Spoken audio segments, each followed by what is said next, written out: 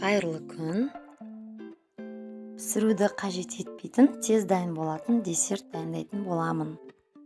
Бұл десертті дайындауға аса көп уақыт қажет емес, және дәмі өте ерекше, балғын, жұмсақ. Сіздерге жасап көруді ұсынамын. Десертті жасауға қажетті ингредиенттердің мөлшері видеоның астында көрсетілген. Десертті жеген кезде, печенье жағын жеген кезде дәмі ерекше тәтті болсын деп, ал жеміс жағын жегенде қышқыл дәм берсін деп мен сабдалы қостым. Сіздер сабдалының орнына өздеріңіз қалаған кез келген жеміс түрін қоссаңыздар болады. Ең алдымен мен бір пачка желатинді алып, стаканға салып, үстіне бөлме температурасындағы суды құйып қоямын, ол ісіне береді.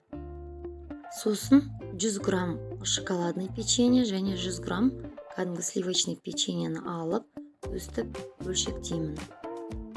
Және 3 дана сабдалыны алып, қабығын ашып, сүйегінен тазартып, жұқа ғып тураймын.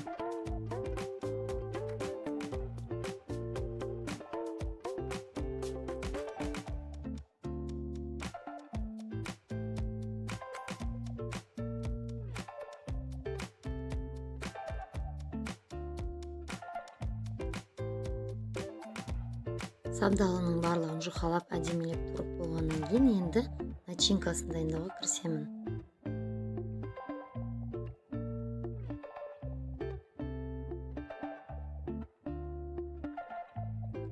Десерттің кремін дайындағанға мен 200 грамм қаймақ алдым. Қаймақтың майлылығы 15%. Сіздер қалаған пайыздағын алсаңыздар болады. Және де 200 грамм сгущенка және 200 грамм йогурт қосасыздар.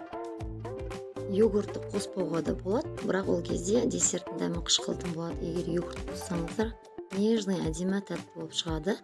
Үстіне жаңағы желатинді мен водяной баняда ертіп, осы кремге қосамын. Енді кекстің ыдысымен алып майлап алдым. Түбіне жайлап, слой-слоймен бірінші шоколадный печеньені қойып шығам, екінші ақ сливочный печеньені үстіне сабдалыны өстіп кезекпен кезек жаңағы заттарым таусылғанша қойып шығамын.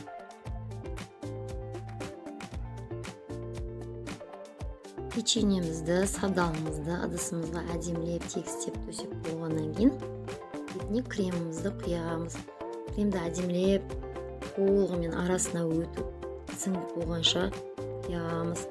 Болғаннан кейін ыдысты кішкене шайқап жібереміз. Сол кезде арасына крем өтпей қалған жерлеріне өтеді. Сосын ыдысымызды тоңазытқышқа салып қоямыз. Бір жарты сағатта өзі қатады. Қатқаннан кейін жарты сағат көлемінде біздің десертіміз өстіп қатып, әдемі болып бір-біріне сіңіп, дәмді болып шыға келеді. Видеоны соңына дейін көргендеріңізге рахмет. Сіздермен болған Әсел. Менің видеом сіздерге ұнап жатса, келесі видеоларды жіберіп алмас үшін каналға тіркеліп лайк басыңыздар. Сау болыңыздар.